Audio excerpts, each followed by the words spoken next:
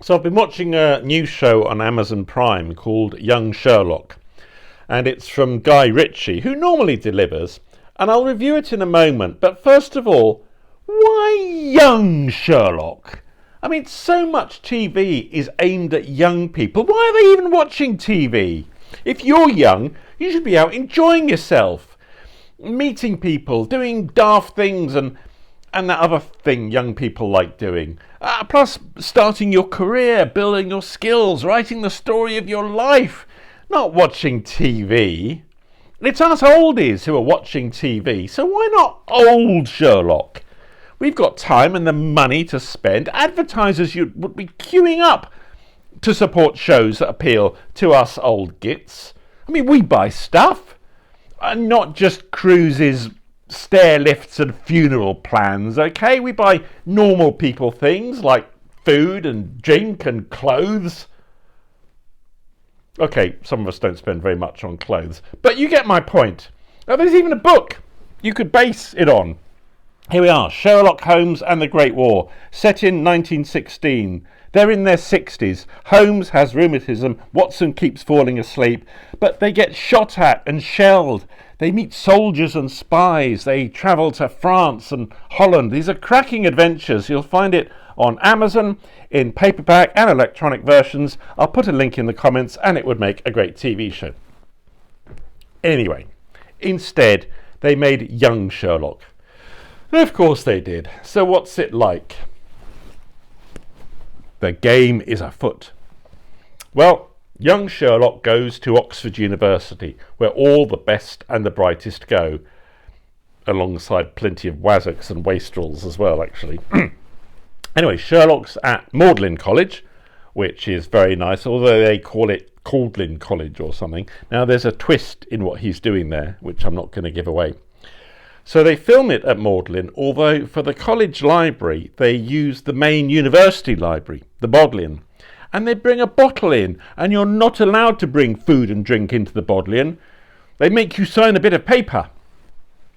Now, it seems that Moriarty is at Oxford as well. Moriarty would have gone to Cambridge, like those Soviet spies and traitors. But anyway, Holmes and Moriarty become buddies, and at one point they come across an explosive device. Now, Moriarty is Irish and has a strong accent, and so they have him in his best brogue shouting, "There's a bomb!" It's like in Harry Potter, they have Seamus Finnegan always blowing things up. Is this meant to be funny? I'm old enough to remember those days. I was in Harrods 20 minutes before the bomb there went off. It feels borderline racist. My children are half Irish and they don't. Well, mostly don't. Well, hardly ever. Not anyway. The bomb goes off in the new buildings at the back of Magdalen College. Incidentally, the building where I held my 21st birthday party, until the college authorities closed it down. And we hadn't even blown it up. All right, one small explosive device was let off, and there were some other nasty things going on. But anyway, back to young Sherlock. The bomb goes off, and then a maths lecturer gets stabbed. And in my experience, that's the best thing you can do with them. Guys, you can't just list the sequence of equations. You have to explain what you're doing and why and where it's leading to. Hopefully maths lectures are better now, and if they're not, skip your useless maths lecturers and watch friendly American professors explaining math really well on YouTube. Anyway, this Oxford Don is killed, and I'm thinking, hold on, hasn't this been done before?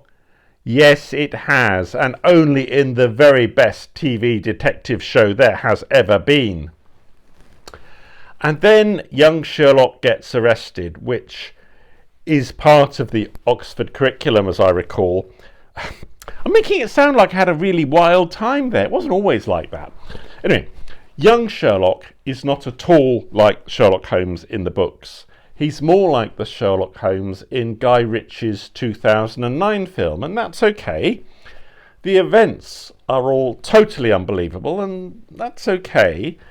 The fight scenes are more like ballet, and that's okay too, I suppose. The costumes all fit the period, but the music does not at all. It's just about okay, but the dialogue is awful. It's just so arch, so smirky and smarmy. It's like it's been squeezed out of the costume drama cliche tube. I mean, it probably looked good on the page, but it's all jolly japes, old chap. Oh dear, I've been beaten up again. How careless. Shall we get pissed and steal something, old bean? It's just too cheery chipper, as if they'd asked ChatGPT to produce a script for a Victorian boys' own adventure. Okay, they do have a female lead too, a Chinese woman who, naturally, is unbeatable in martial arts. Are they really going large on the old national stereotyping? Anyway, I've watched 3 episodes so far, and I will see it through to the end. Not urgently, but I'll get there. I'll find much to enjoy, and it looks magnificent, especially dear old Oxford. The story is just a thread to tie together the set-piece action sequences, which are done very well, but the music, the dialogue, and the over-scripted bromance between Holmes and Moriarty are just irritating. And none of the adverts have shown me anything I want to buy. Got mango today. Well,